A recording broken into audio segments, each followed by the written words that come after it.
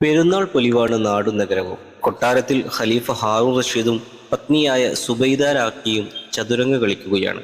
അതിനിടയിലേക്കാണ് പാറാവുകാരിൽ ഒരാൾ കടന്നു വരുന്നത്. അങ്ങയെ കാണാൻ ഒരു മുക്കുവൻ വന്നിരിക്കുന്നു, പാറാവുകാരൻ അറിയിച്ചു. എന്താണ് അയാൾക്ക് വേണ്ടത്? ഖലീഫ ചോദിച്ചു. ഒരു വലിയ സമ്മാനവുമായി വന്നിരിക്കുകയാണ് അയാൾ.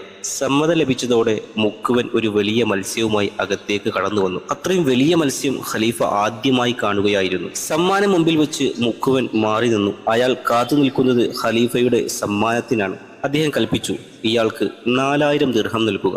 മുക്കുവന് സന്തോഷമായി. അതും വാങ്ങി അദ്ദേഹം തിരിച്ചുപോയി. ഇതിനിടയിൽ ബുഹുലുൽ സദസ്സിലെത്തി. എപ്പോൾ വേണമെങ്കിലും അനുവാദം തേടാതെ രാജസദസ്സിലേക്ക് കടന്നു വരാൻ അനുവാദമുണ്ടായിരുന്ന അത്യപൂർവ വ്യക്തികളിൽ ഒരാളായിരുന്നു ബുഹുലൂൽ. ബുഹുലൂലിനെ ഖലീഫ സ്വാഗതം ചെയ്തു. അദ്ദേഹം ഖലീഫയുടെ അടുത്ത് തന്നെ ഉപവിഷ്ടനായി. രാജ്ഞിക്ക് പക്ഷേ അത് പറ്റിയില്ല. ഇത്രയും വലിയ തുക സമ്മാനമായി നൽകിയത് എന്തിനാണെന്ന് അവർ ബഹുമാനപൂർവ്വം ചോദിച്ചു. ഖലീഫ പറഞ്ഞു, ഇന്ന് പെരുന്നാൾ ദിനമാണ്, എല്ലാവരും സന്തോഷിക്കുന്ന ദിനം. ഇത്തരമൊരു ദിനത്തിൽ നാം ആ മുക്കുവനെ വെറുതെ തിരിച്ചയക്കുകയോ ചെറുതെങ്കിലും നൽകുകയോ ചെയ്യുന്നത് കുറച്ചിലല്ലേ? പക്ഷേ രാജ്ഞി വിട്ടില്ല. ഇങ്ങനെ സമ്മാനം കൊടുക്കാൻ തുടങ്ങിയാൽ ഖജനാവ് കാലിയാകും. അവർ പരിതപിച്ചു. അത് കേട്ടപ്പോൾ ഹാറൂൺ റഷീദിന് വീണ്ടും വിചാരമുണ്ടായി. ഇനിയിപ്പോൾ എന്തു ചെയ്യും? കൊടുത്തത് എങ്ങനെ തിരിച്ചു വാങ്ങും? ഖലീഫ ആലോചിച്ചു. അതിലൊരു വഴിയുണ്ട്. മുക്കുവനെ തിരിച്ചു വിളിക്കുക. താൻ കൊണ്ടുവന്ന മത്സ്യം ആണോ പെണ്ണോ എന്ന് ചോദിക്കുക. ആണാണെന്ന് പറഞ്ഞാൽ എനിക്ക് പെൺമത്സ്യമേ പറ്റൂ എന്ന് പറഞ്ഞ് അത് മടക്കി കൊടുക്കുക. പെണ്ണാണെന്ന് മറുപടിയെങ്കിൽ എനിക്ക് പെൺമത്സ്യം പറ്റില്ലെന്ന് പറയാം. അപ്പോൾ അയാൾ സമ്മാനത്തുക മടക്കി തരും. രാജ്ഞി തന്റെ തന്ത്രം പറഞ്ഞു. അത് കൊള്ളാമെന്ന് ഖലീഫക്ക് തോന്നി. ഇടയ്ക്ക് ഖലീഫ ഇതെല്ലാം കേട്ടു നിൽക്കുകയായിരുന്നു. ബുഹുലൂലിനെ ഒന്ന് നോക്കി. അയാളെ വിട്ടേക്കൂ, മറ്റൊന്നിനും പോകേണ്ട, പ്രത്യേകിച്ചും പെണ്ണുങ്ങളുടെ വാക്ക് കേട്ട് എന്ന നിലപാടിലായിരുന്നു ബുഹുലൂൽ.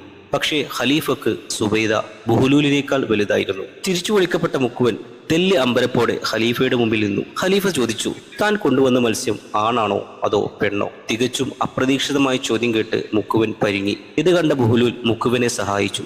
സൂത്രത്തിൽ അയാൾക്ക് പറയാനുള്ള മറുപടി പറഞ്ഞുകൊടുത്തു. അയാൾ ഖലീഫയോട് പറഞ്ഞു, ബഹുമാന്യരെ, ഈ മത്സ്യം ആണും പെണ്ണുമല്ല, നപുംസകമാണ്. ആ ഉത്തരം ഹാറൂൺ റഷീദിനെ അത്ഭുതപ്പെടുത്തി. മുക്കുവന്റെ അപാരബുദ്ധിയെ വാഴ്ത്തിയ ഖലീഫ അയാൾക്ക് 4000 ദിർഹം കൂടി സമ്മാനം നൽകുവാൻ ആജ്ഞാപിച്ചു. 2 കൈകളിലും സമ്മാന സഞ്ചികൾ പിടിച്ച് അദ്ദേഹം കൊട്ടാരത്തിൽ നിന്നിറങ്ങി. അതിനിടയിൽ മുക്കുവന്റെ കയ്യിൽ നിന്ന് ഒരു നാണയം നിലത്തി വീണു. മുക്കുവൻ അതെടുക്കാൻ കുനിഞ്ഞു, പക്ഷേ കിട്ടിയില്ല. കുറെ നേരം തിരഞ്ഞു തപ്പിയും നടന്നു. ഒടുവിൽ നാണയം കിട്ടി. അതുമായി അയാൾ പുറത്തേക്ക് നടന്നു. ആ കാഴ്ച കണ്ടതും രാജ്ഞിയുടെ മനസ്സിൽ ആദ്യത്തെ നിരാശ വീണ്ടും തലപൊക്കി. അവർ ഖലീഫയോട് പറഞ്ഞു, നോക്കൂ, അയാളുടെ ഒരു ആർത്തി. ഇത്രയും വലിയ തുക വെറുതെ കിട്ടിയിട്ടും ഒരു ദിർഹമിന് വേണ്ടി അയാൾ കാട്ടിക്കൂട്ടിയത് കണ്ടില്ലേ? ഇതിന്റെ പേരിൽ അയാളെ വിചാരണ ചെയ്യുക തന്നെ വേണം. അത് ശരിയാണെന്ന് ഖലീഫക്കും തോന്നി. ഇടയ്ക്ക് വീണ്ടും ബുഹുലൂലിനെ നോക്കി. വേണ്ട, അയാളെ വെറുതെ വിട്ടേക്കു എന്ന ഭാവത്തിൽ തന്നെയായിരുന്നു ബുഹുലൂൽ. പക്ഷെ ഖലീഫ അത് കാര്യമാക്കിയില്ല. അദ്ദേഹം മുക്കുവനെ തിരിച്ചു വിളിച്ചു. നിനക്ക് നാം 8000 ദിർഹം സമ്മാനമായി തന്നിട്ടുണ്ട്. എന്നിട്ടും നീ ഒരു ദിർഹം വീണു പോയതിൽ വെപ്രാളപ്പെടുകയും കുറെ തിരയുകയും ചെയ്യുന്നത് കണ്ടല്ലോ. എന്തൊരു ആർത്തിയാണിത്? ഖലീഫ ചോദിച്ചു. സമർത്ഥനായ മുക്കുവൻ പറഞ്ഞു, യജമാന, ബഹുമാനം കൊണ്ടാണ് ഞാൻ അങ്ങനെ ചെയ്തത്. കാരണം ആ ദിർഹമിന്റെ ഒരു വശത്ത് ഖുർആൻ സൂക്തം എഴുതപ്പെട്ടിട്ടുണ്ട്, മറുവശത്താവട്ടെ അങ്ങയുടെ നാമവും.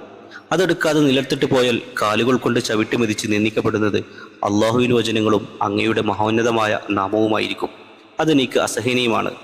അതുകൊണ്ടാണ് ഞാൻ അങ്ങനെ സാഹസപ്പെട്ടത്. ഖലീഫയെ അക്ഷരാർത്ഥത്തിൽ ഞെട്ടിപ്പിക്കുന്നതായിരുന്നു മുക്കുവന്റെ മറുപടി. അദ്ദേഹം അയാൾക്ക് 4000 ദിർഹം കൂടി നൽകാൻ ആജ്ഞാപിച്ചു. പിന്നെ ഖലീഫ ബുഹുലൂലിൻ്റെ അടുത്ത് ചെന്ന് പറഞ്ഞു, അബൂ വഹബ്, താങ്കൾ ഭ്രാന്തനാണെന്ന് ജനങ്ങൾ പറയും. ഞാൻ അതിനേക്കാൾ വലിയ ഭ്രാന്തനാണിപ്പോൾ. എനിക്ക് ഭ്രാന്ത് പിടിച്ചത് ഒരേ സമയത്ത് താങ്കൾ പറഞ്ഞത് ചെവി കൊള്ളാത്തതിൻ്റെ പേരിലും പെണ്ണുങ്ങൾ പറയുന്നത് കേട്ടതിൻ്റെയും കാരണത്താലാണ്.